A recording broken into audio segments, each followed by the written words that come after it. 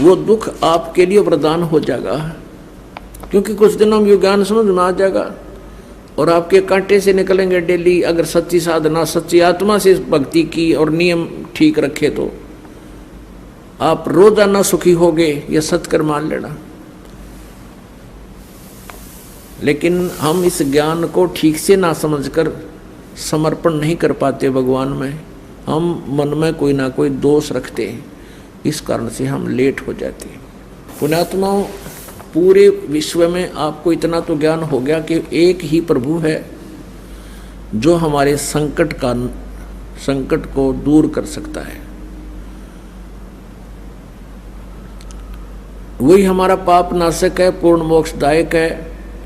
प्रारब्ध के पाप कर्म को नाश करके सुखी केवल कबीर परमेश्वर ही कर सकता है। तो हमें फिर इस बात से भी एक विशेष लगाव बनेगा। जैसे हमें पहले कोई दुख नहीं था इस संसारिक सुख में परमात्मा की दया से, लेकिन भगवान की चाह फिर भी न्यारी थी और ब्रह्मा विष्णु महेश के लीलाओं से हम परिचित होकर के विष्णु जी और शिव जी की हम इन पर आसक्त थे।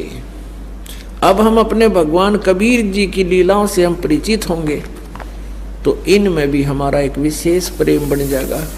और जब इस आत्मा को ज्ञान हो जाता है तो परमात्मा के प्रति एक विशेष कसक के साथ लगते हैं।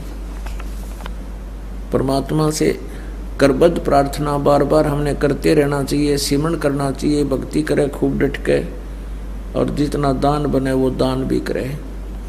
अपने जीवन का मूल उद्देश्य यही बनाओ कि यहाँ से पीछा छूटे एट एनी कॉस्ट, किसी भी कीमत पे। परमात्मा ने तो यहाँ तक बता दिया है कि सिर साटे की भक्ति है और कुछ नहीं बात। और सिर के साटे पाइए ओग तलखनाथ, जब लग कहते हैं सिर के साटे जहरी मिले तो भी सस्ता जाने। कोट शीस तन दे लिए यम राजा की भेंट, एक शीस तू देकर लिख ले सतगुरु अपने की भेंट। अब सिर कैसे देना है, कोई काट कर नहीं देना। शीश देने का अर्थ है कि जैसे गुरुदेव कहे आज्ञा का पालन करें। और ये शरीर ये शिष्य परमात्मा का मान ले। एक संत थे, वो अपने शिष्यों को समझाया करते थे, ज्ञान दिया करते थे कि वे गुरु की आज्ञा का पालन करना चाहिए। जो अपने गुरु का वचन नहीं मानता है वो शेष मोक्ष प्राप्त नहीं कर सकता। भाई जो गुरु वचन पे डट गे रकट गे फंद 84 के। भाई जो गुरु वचन पे डट गे रकट गे फंद 84 के। कट गे फंद 84 के, रकट गे फंद 84 के। भाई जो गुरु वचन पे डट गे रकट गे फंद 84 के। वस्तु मिली ठोड़ की ठोड़, मिट गी मन पापी की दौड़। वस्तु मिली ठोड़ की ठोड़, मिट गे मन पापी की दौड़। ये भरम मिटे मथुरा काशी के, भरम मिटे मथुरा काशी के। भाई जो गुरु वचन पर डट गे रकट गे फंद 84 के। कट गे फंद 84 के, रकट गे फंद 84 के। भाई जो गुरु वचन पर डट गे।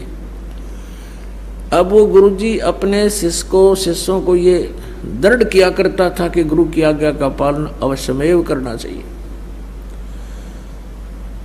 ऐसे शिक्षा दे रहे थे और फिर कुछ देर के बाद कहते हैं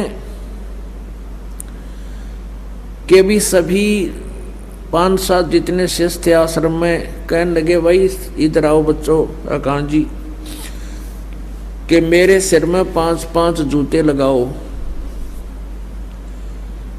अब अभी तो गुरुजी कह रहे थे कि भाई गुरु के वचन का पालन करना चाहिए, और फिर गुरुजी के बारे में ये भी बताया जाता है कि गुरु is God. Suppose Guru is God, परमात्मा को मूलधन 100 रुपये मानना पड़ता है, गुरु जी को भगवान सपोज करके इसे गुरु जी को भगवान मान के हम अपने मोक्ष प्राप्ति वाले इस प्रश्न का हल कर सकते हैं और इसका कोई विकल्प नहीं। अब भगवान के गुरु के जूते मारे तो मर गया और ना मारे तो आदेश हो गया। अब सभी सुन्न हो गए, अकाद अच्छे धर्म संकट में फंसे भाई। अब गुरुजी कहता रहा मैं क्या कह रहा हूं भाई, गुरुजी की आज्ञा का पालन अवश्य करना चाहिए।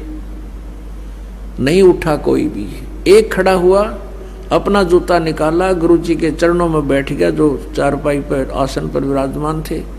जमीन पर विराजमान होकर के उनके सामने सिर रखे, अपने सिर में 5 जूते मारे। अब गुरुजी ने कहा भाई डांडी मत मारे, मैंने तेरे में नहीं कहा, मेरे में कहा, मेरे सिर में मार जूते। तब उस दास ने कहा कि गुरुदेव ये शीश भी दास का आपका ही तो है,